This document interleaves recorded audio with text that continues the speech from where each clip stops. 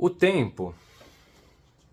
Meu pai uma vez me disse que só o tempo para resolver algumas coisas, para tornar interessante algumas coisas, para tornar algumas coisas possíveis, inclusive para nos fazer ver algumas coisas. Se ele tivesse vivo, eu acho que ele nem lembraria desse momento que ele disse isso. Porque tem essas coisas também, né?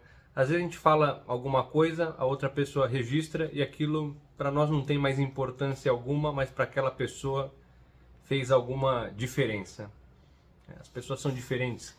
O tempo passa de forma diferente para as pessoas. Mas realmente o tempo tem coisas que só o tempo resolve, né?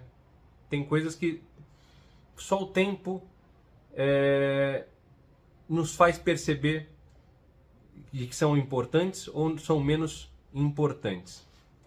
Então, eu mesmo passei, às vezes, anos sem falar com alguém, com uma pessoa, com um parente, e depois, com o tempo, a gente chega à conclusão que tinham coisas que não valiam a pena, ou que valiam a pena, etc. Hoje eu trago um negócio que foi lançado em 99, e eu só fui ler agora 24 anos depois do lançamento. Muita gente vai achar um absurdo, mas eu aproveitei a promoção da Taverna do Rei, que estava fazendo aniversário, que tinha lá o cupom Tristeza, e comprei lá por menos de R$ 60 esse quadrinho aqui, que é o Terra X, grosso. É uma trilogia que tem o Terra X, tem o Universo X e o Paraíso X. Os outros dois eu ainda não li. Mas se eu tivesse lido isso aqui quando saiu, quando tinha meus 19, 20 anos, provavelmente não teria tido o mesmo impacto que teve agora.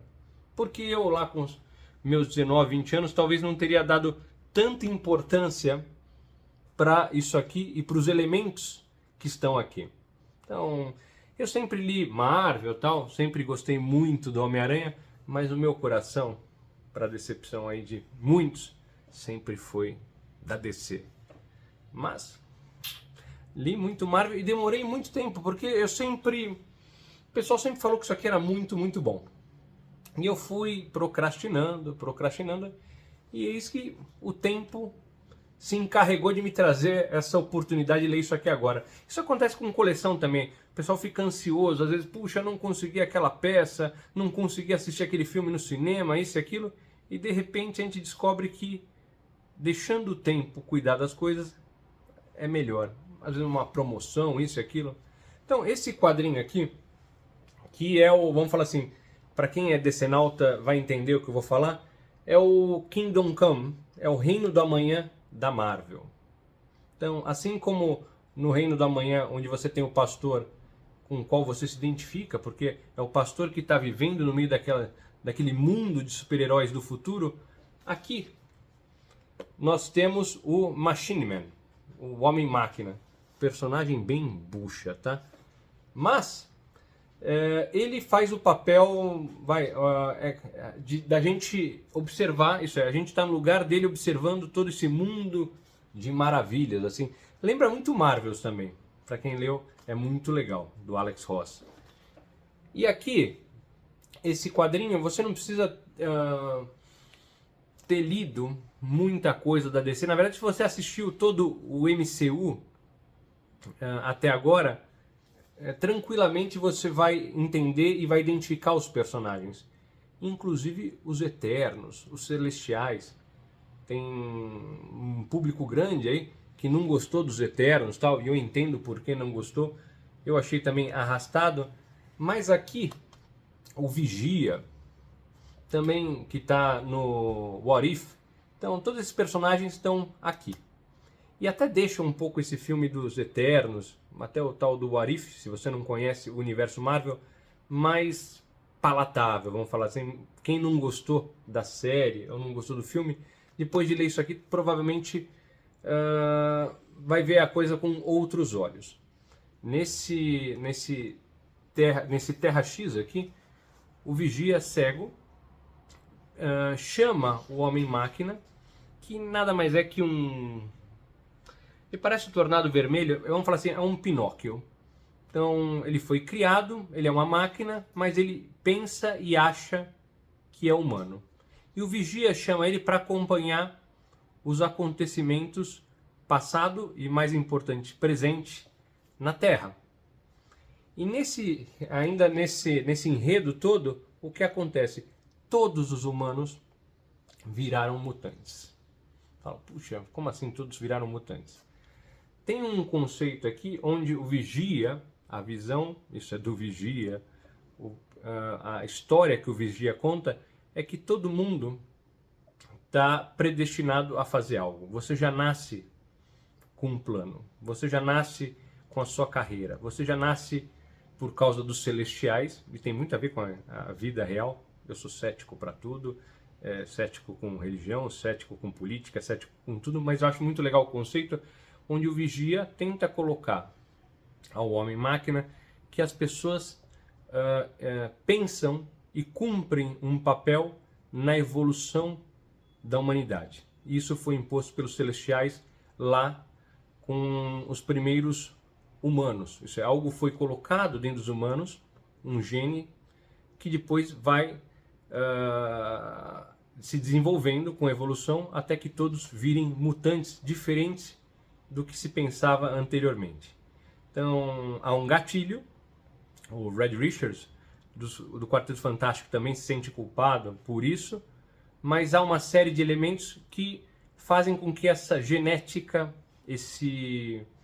vamos falar assim, esse presentinho dos celestiais dentro das pessoas se manifeste. Isso é um gatilho. Então, há uma grande discussão filosófica onde as pessoas não têm o livre arbítrio, free will. As pessoas elas nasceram para cumprir aquele papel, para pensar daquele jeito, para desenvolver uma certa ideia, para uma possível descoberta, para um possível relacionamento. Você não decide isso. E todas essas coisas mundanas e humanas, do bem e o mal, do caráter, da moral, não valem nada dentro desse plano maior dos celestiais. Isso é tudo que foi feito, isso é tudo que foi feito pela humanidade, teu jeito de pensar, todas essas coisas foram feitas exatamente para um plano maior, que é buscar a evolução, isso é buscar o ponto mais alto da humanidade, que é se tornar mutante por um outro motivo. Isso é, quem assistiu Os Eternos sabe que tem lá um bebê celestial dentro do planeta Terra, e no fim esse bebê tem que nascer e todo mundo vai morrer. E o plano dos celestiais com os Eternos, com isso e com tudo mais, é exatamente proteger esse bebê celestial que está dentro da Terra. Então, fazendo uma analogia com a vida real, é como muitos falam em religião e tal, é como se você tivesse um plano maior. Tudo que está aqui à nossa volta, a coleção, a discussão, a política, o bem, o mal, a moral, os bons costumes e etc, etc, não valem nada, porque o que interessa é que aconteça uma evolução dos indivíduos para chegar no ápice e depois tudo acabar. Então, tem algumas discussões interessantes aqui sobre a guerra. Isso é, que a humanidade só alcança a evolução e as grandes evoluções durante a guerra, com o desenvolvimento de armas e outras coisas, que resulta no desenvolvimento de tecnologias e outras coisas. Não estou dizendo, eu estou dizendo isso. Não sou eu que estou dizendo isso. O Vigia diz isso. Então, e não quer dizer que eu concorde, mas toda a história, essa discussão entre a máquina que se acha humana e aquele observador que tem um outro plano e segundas intenções, é sobre isso. Em algum momento, quando todos se tornam iguais, o preconceito acaba, porque são todos mutantes, são todos iguais. E o Vigia, por outro lado, diz que quando são todos iguais, você não tem mais evolução, porque você não tem pessoas querendo se destacar.